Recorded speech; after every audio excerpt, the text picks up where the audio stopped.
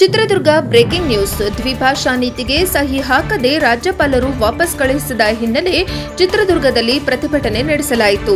ಇನ್ನು ಕರ್ನಾಟಕ ರಕ್ಷಣಾ ವೇದಿಕೆ ಜಿಲ್ಲಾಧ್ಯಕ್ಷರಾದ ರಮೇಶ್ ಅವರ ನೇತೃತ್ವದಲ್ಲಿ ನಗರದ ಗಾಂಧಿ ವೃತ್ತದಿಂದ ಒಬ್ಬವ ವೃತ್ತದವರೆಗೆ ಮೆರವಣಿಗೆ ಮೂಲಕ ಬಂದು ಪ್ರತಿಭಟನೆ ನಡೆಸಿದ್ದು, ಗೋ ಬ್ಯಾಕ್ ರಾಜ್ಯಪಾಲರು ಎಂದು ಘೋಷಣೆಗಳನ್ನು ಕೂಗಿ ಆಕ್ರೋಶ ಹೊರಹಾಕಿದ್ದಾರೆ.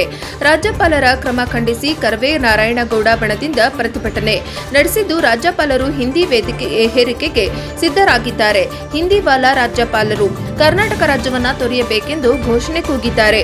ಸುಮಾರು 30ಕ್ಕೂ ಹೆಚ್ಚು ಕರವೇ ಕಾರ್ಯಕರ್ತರು ಪ್ರತಿಭಟನೆಯಲ್ಲಿ ಭಾಗಿಯಾಗಿದ್ದು, ರಾಜ್ಯಪಾಲರ ವಿರುದ್ಧ ಆಕ್ರೋಶ ಹೊರಹಾಕಿದ್ದಾರೆ. ವರದಿ ಹರೀಶ್ ನಾಯಕನಹಟ್ಟಿ, NKS TV4.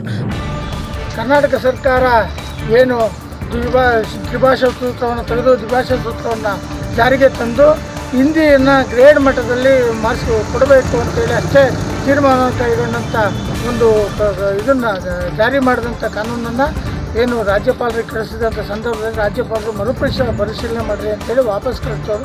ಇವ್ರು ಯಾರು?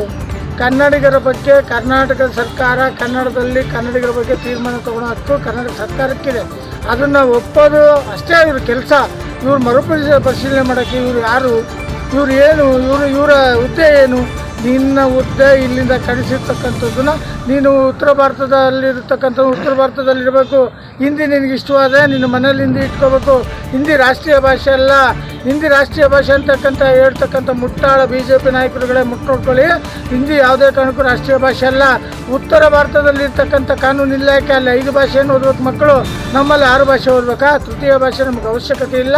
ಇನ್ನಾದರೂ ಕನ್ನಡಿಗರ ಅನ್ನವನ್ನು ತಿಂತಕ್ಕಂಥ ನೀವು ಕನ್ನಡಿಗರಿಗೆ ನಿಯತ್ತಾಗಿರೋದನ್ನು ಕಲೀರಿ ಅಂತ ಹೇಳ್ತೀನಿ. ರಾಜ್ಯಪಾಲರು ಈ ಕೂಡಲೇ ತೊಲಗಬೇಕು.